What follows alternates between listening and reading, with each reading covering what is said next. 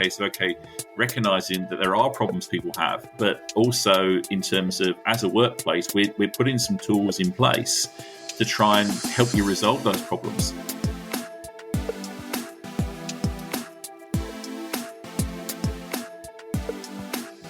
Welcome to the Business Behind Your Business, conversations to help your business grow and thrive. Hi, I'm Paul Sweeney, founder of Cripps Solutions, chartered accountants and certified business advisors, hosting the Business Behind Your Business.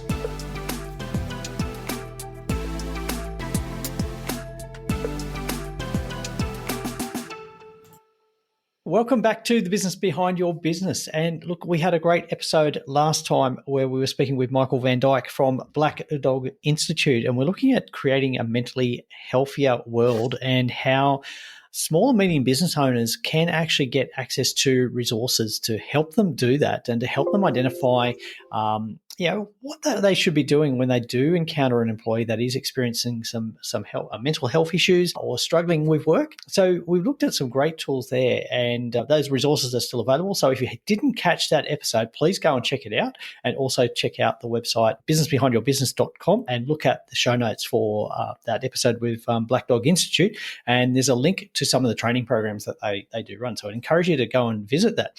But we want to take that conversation a step further today, and Paul Cripps is back with us, our resident HR expert, and we're going to be unpacking this whole idea of how do we expand those programs, or how do we actually encompass and create, I guess, a better workplace for our employees, or a better culture. I use that word workplace in a pretty historical term because workplace has changed recently, but how do we create a better environment for our workforce, for our employees, when they are so critical to everything we do? So, Paul, great to have you back with us again. Thank you, Paul. Good to be back with you again as well. And can I just echo one of the many things that you said, Paul? And I think that's the previous podcast from Michael from Black Dog Institute is definitely one. If people haven't listened to that, they should do, because there's a lot of things that dovetail into some of the things I'm going to cover off. And there may be one or two things that I'm going to repeat because I think they're really critical points, but certainly good to be back here to talk further on this. And look, the whole idea of employee well-being has really, I guess, gathered a lot more attention in the past 2 years, particularly where we've had remote workforces working in isolation, in lockdowns, and just how do we actually look after our employees? Because look, and I've said this a number of times, and you and I had this discussion, employee relations and getting the most out of your employees is one of the most critical things for a small business or for any business. It's right up there with the three biggest concerns. So if your employees are so critical to your business, it makes sense to invest time in them and make sure that they are actually engaged and in a good place so that they're mentally fit, they're mentally healthy, and they're being taken care of. So how do we do that as a small and medium business owner? Yeah, look, I think that's a very good question, Paul. I think probably there's a very long answer, so I might put that into some bite-sized chunks if that's okay. I think that you're absolutely spot on in terms of well-being has really had a much higher profile over the last 2.5 years. There has been a number of businesses that have been doing work on this probably for several decades in different ways. But certainly I think the concept of well-being probably in some ways, I'd say, led by mental health, has got some better understanding, and it brings you back to in some ways some conversations I've had over the years.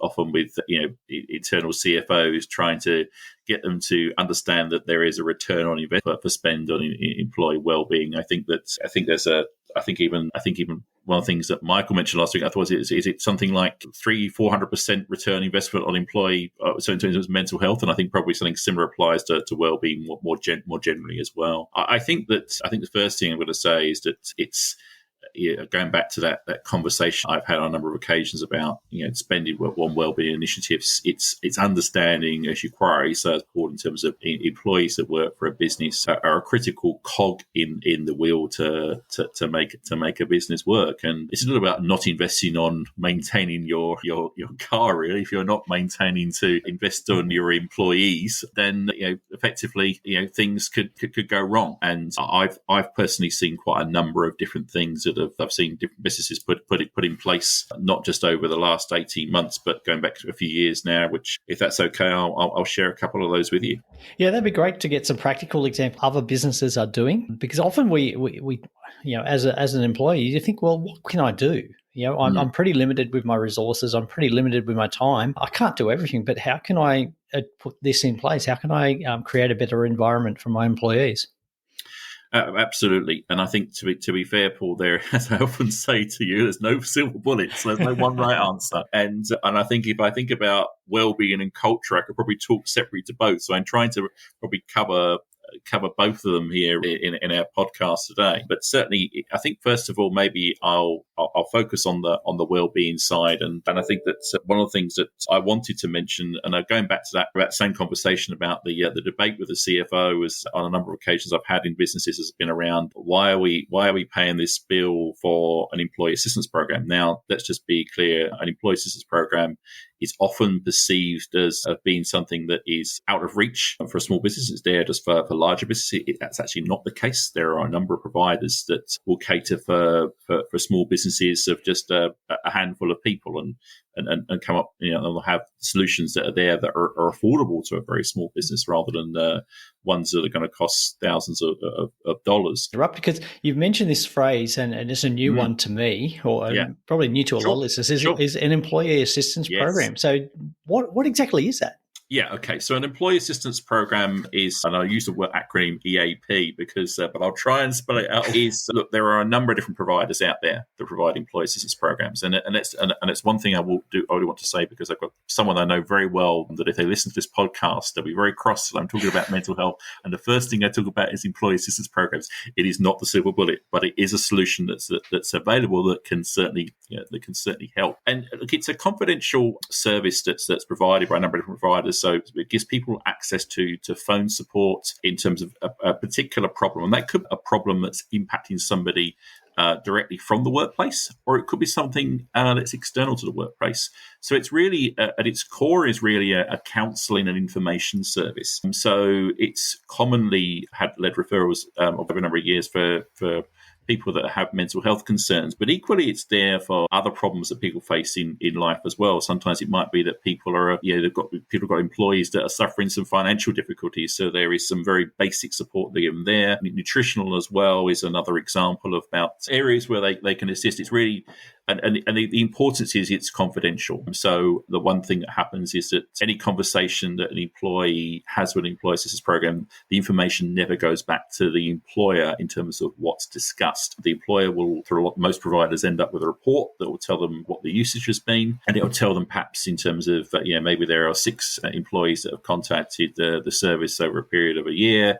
And maybe it might talk about certain types of problems or demographics. But certainly it's something which I probably first came across probably in the mid-90s. I was probably working for an employer in the UK that when I first came across the employee assistance program, and I've been a user. I'm the first person to say I've been a user over the years with some of life's difficulties, and it's not there to replace any free services that are available through the government or councils. The benefit that it does have, though, is that because it's a paid for service, it actually comes out and gives people quicker access than they would do, for example, if they went to a GP and got a mental health plan, or for any other kind of incident, because it covers more than just mental health. It gives people the support they need quicker than would otherwise be the case. And the idea, of course, being is that if people get advice quickly, that the sooner they get the right advice, the sooner they'll be able to deal with the problem. So part of the reason it exists is try and nip problems before they become bigger issues. But it is something that there is as you quite rightly say, Paul, there is a bit of a lack of awareness of that being a tool that's out there that is affordable. Has that answered your question? I'll give you. That has. Passionate about using them. That's why I had to go. And I'm saying I don't work for an EAP provider. I'm not an EAP provider, but I certainly believe in the service they provide, and I've been fortunate enough to deal with a number of different providers, both as a manager and also as a user going back many years ago as well. So it goes beyond. We talked about Black Dog Institute and some of the resources available for employers and employees there, which are great. But this is probably going as well a bit beyond than just the mental health. It's also looking at things like financial and maybe accommodation concerns or. Absolutely. I mean, by definition, they're there to help people try and solve problems and whatever problems somebody faces in life. And the intention is it's not a permanent service. So, for example, Harriet's and different providers will help employers set it up in different ways. But typically, a lot of providers will limit the number of sessions an employee can have through the service because the cost is obviously to the employer. So sometimes, and over the years, probably I typically find that employers will sometimes pay for between 2 and 6 sessions. The theory given to me many years ago was that that around I think a very high percentage of problems are usually resolved within a maximum of 3 or 4 sessions. Now, obviously, there are some things where people will get to the point there and they'll need some further support, and that's a time when that person will then have to go out to other avenues to get that support. But I think the key is really that people get support sooner than if they're relying on free resources, and to a certain extent, in some ways, it's probably it's quite the idea being it's cost effective to the employer because if an employee is getting the help they need quickly, then the idea is almost trying to prevent some of the things that Michael talked about last week, where it can lead to absenteeism, poor performance, etc. So the intention of it's there as a temporary service, and it's funded by an employer. And that you mentioned the word about employment culture. I guess they're two separate things, but they both work together. So I think the EAP is really dealing with something that's not necessarily a cultural problem of the business, but it's more a specific problem for the employee. It is. That's right. Absolutely right. And look, sometimes it is there. It is there. I mean, I'd say, look, if a business has got a particularly poor culture, even if it doesn't want to actually admit it, it is there to deal with workplace issues. And so it is there.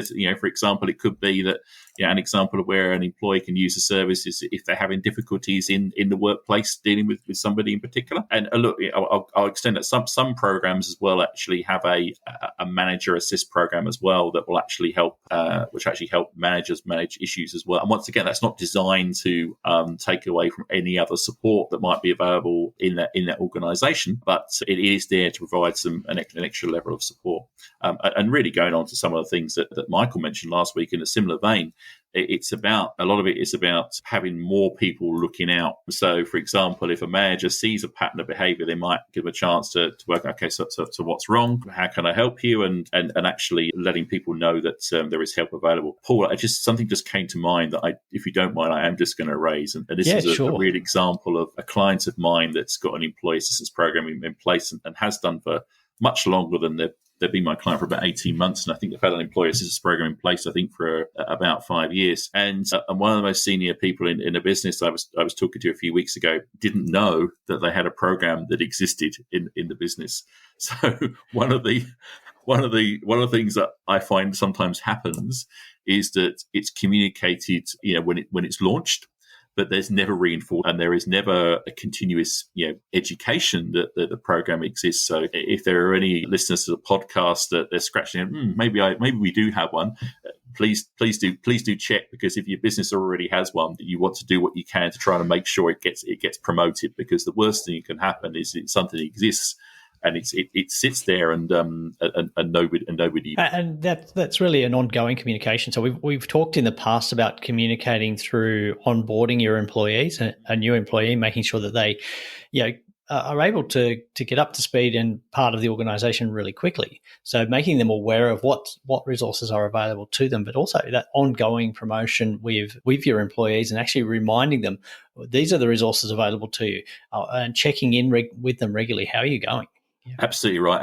And it just reminds me, we must have had that reorientation conversation in the past. I'm not going to go off on a tangent about continuing to let people know about, benefits and the policies that are in place in businesses. But it is important, that reinforcement's important. And to the other point you raised there, Paul, as well, I think it's also key as well, is that it's when managers have those check-ins with their members, it's just important to know if there is an issue, they know where to take it and look at risk. As the conversation I listened to yourself and Michael had, it's very much along the same, but exactly what you said in terms of managers. They're not doctors, they're not psychologists, they're not counsellors, but it's knowing if there is an issue where they should try and get that person help. And actually, I'm actually going to say one more thing on this that I think is absolutely critical, that often I hear, is that I find a lot of employees are concerned. I've heard this over a number of years, that if they talk about a problem they have, whether it be a problem that's inside work or outside of work, they're concerned because it's the employer is paying for that service. That employer will know about their problems.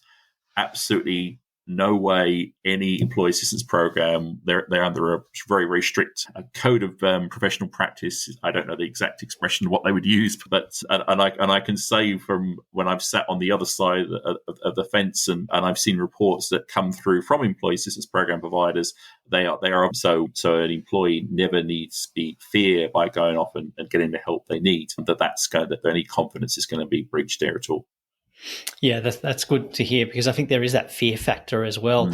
And look, I guess the advantage, or another advantage of the employee assistance program, is it is somebody independent of the employer. Traditionally, if you raise an issue like that with your employer, I guess the typical Australian response has been, well, you sort out your own issues and come to work and give me your work. I don't want to hear about your issues while you're here. But I think we've really had to change that.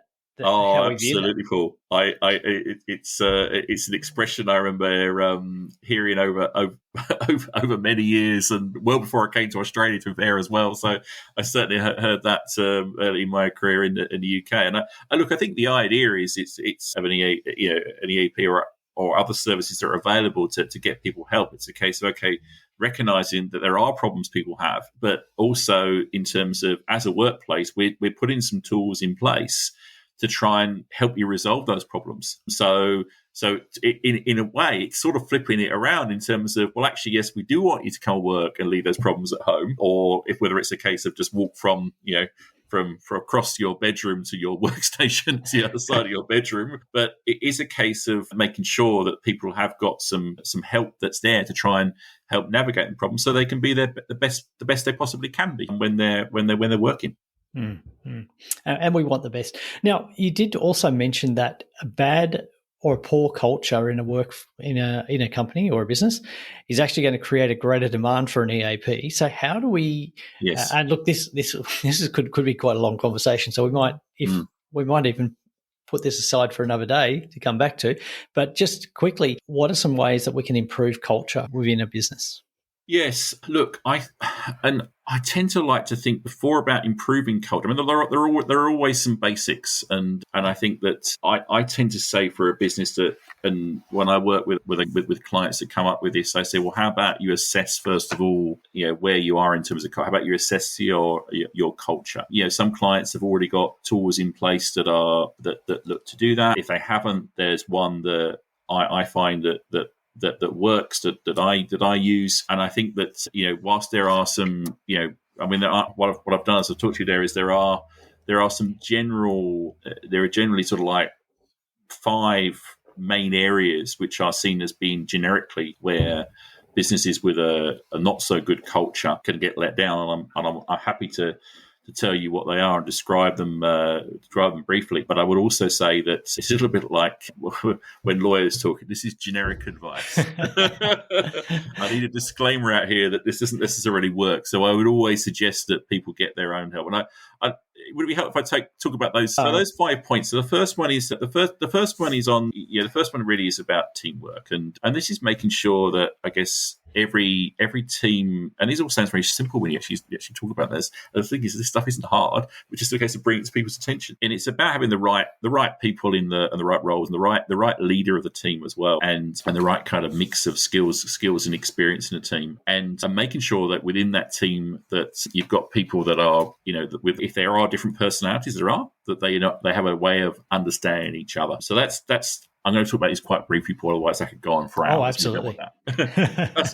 Customer focus is the next one, and it's really about driving how the customer is key, and whether that be an external customer or an internal customer. That's funny enough. I guess I spent most of my career having internal customers being in HR, but fortunately, I started off in a direct customer facing business, so that customer's focus was basically put into me at a young age. So it helped when I went into HR and I had my first HR manager said, no, customer focus is really, really important. That's what HR is missing. So, and it's really about having that, whether, making sure that people are focused on what the outcomes are for the customers and having systems and processes in place to make sure that the needs are delivered for the customer. And next, the third one is about having a motivated work team. And this is a team that is there that understands the expectation of them and is really driving to work together to actually both meet and exceed the outcomes that are needed for the role. And I think that, but that's also the idea there is it's to be done in a fun sort of way. So, having a sense of humor is important there as well, because there are times where a high performing team will need great areas of resilience, which I know something which Michael touched on last week. And obviously there's a lot of people out there that purely specialize in helping with focusing people on resilience. But that's certainly a key element as well. And making sure what those people do every day is actually aligned to what the business wants. The fourth one is loyalty. Loyal employees will always go the extra mile to achieve good outcomes. Now, loyalty used to always be measured, as you know, Paul, back in have you worked for the business for 10, 15 years? Now, that's rare these days. So it's really sometimes that might be reasonably short-term loyalty. But when someone's there, they are driven to be focused on what they need to achieve and have the right kind of, I suppose, mindset really to help achieve that. The fifth one can go very well, it can go very wrong. It sounds strange, but honesty and integrity is the fifth one. I like to bring the word trust in there as well, because I think employees want to be trusted, and it's important that I certainly see signals sometimes where I see leaders give signals that they don't trust people by their actions. Unintended some, but a good culture will have a leader that actually trusts the people in the business. So a business owner that trusts their people and knows they can do a good job is much better off sitting very much on the outside as the chair, as opposed to the person that will dive down in the detail. So those really are, I say, those areas, if you like, 5 common sort of areas that are known to be the most common ones. And I say that on the basis that they're not stuff I've just made up. That's research based on a tool I use called Fusion that looks at culture, and that comes out of 15 years worth of measurement. And I'll say that's in Australia as well, because that's an Australian tool, not something, I'm pleased to say, that comes out of the US or the UK. So it's close to home. Oh, that's good to know. But look, what you've described is a lot more than, I guess, the phase we went through where it was about T-shirts and tennis tables and beanbags and stuff. So. Yes, exactly. And it's, I think that, and I guess probably over the years, even when I worked in corporates, there was a lot of thought sometimes that people try and, I had a manager once that had this great expression about driving a better culture, and it looks like we're going for the morning tea-led recovery here. It's about lots of having bean bags and lots of morning teas, bribing people with food. That stuff helps. There's nothing wrong with that stuff, but and sometimes it's needed to help drive an outcome. But also it goes a lot deeper than that. It's sometimes the trimmings around the edges are sometimes the things that polish things off, as opposed to being the real drivers of a good culture, or a great culture, I should say, because I like to say sometimes I like to work with businesses that say they've got a good culture, but then I like to think, well, okay, how can we turn that good culture to a great culture? Yeah. And I think the things we talked about, the beanbags and the food and the pizzas and all that sort of stuff, sometimes it's, I guess it's really, an outward display, but if it's not matched by the other traits that we've gone through, so trust and honesty, integrity, motivation, or real motivation, they're really just, I think employees will take those things and say, well, hang on, they're not genuine. Yeah, that's right. And that will actually create more distrust. Oh, you're absolutely spot on, Paul. And I've seen it happen in real life, where almost people are, some of the classics I've seen in larger corporates over the years, people are bribed with, food and alcohol to try and get them to answer the employee engagement survey that's coming out better. And, I've seen it happen, and it's just it becomes a pointless exercise if that's why people are doing it. But so look, we've covered quite a lot in our conversation today, and we've moved right from the practical mental health programs through to employee assistance programs, and we touched on culture. We probably haven't given it a lot, culture, as much attention as it deserves. But how would you sum up the key things that employers need to do, or some practical things that they can do to make their work healthier, a happier place, a better place, and one where employees feel trusted and motivated? Yeah, look, I think the one thing is to understand, and I think, it's all very well, I can give probably 5 common threads there. They're the most common ones, but I think often it's good for an employer, and it depends on the size of the employer, to actually think about, well, actually, do they actually want to go through and actually measure where they are at the moment, use tools to measure where they are at the moment before making investment? That's what I would suggest. Then it's a case of, okay, so where are they going to get the most return on investment? So, for example, it may well be that, if an employer has had lots of lost productivity with employees, for example, with mental health issues, it's about, okay, looking at what programs might be available that might help there. And, going to someone like a Black Dog, or think about, well, actually, we've not used any AP provider before. Maybe we should think about, signing up to one. But, if it's a case of, well, actually, there's not any particular issues there, it's also thinking, actually, what about, and actually, there might be issues now, but, if you don't do anything about it,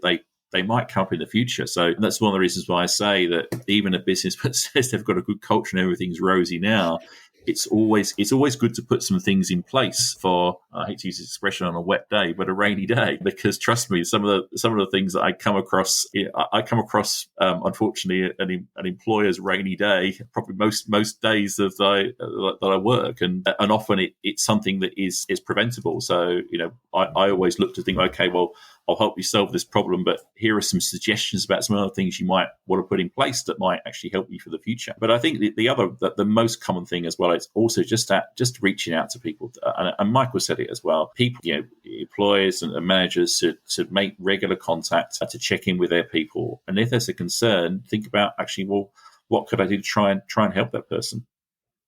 Great. So, Paul, it's always great value when we have you on the microphone, and always good to have you here.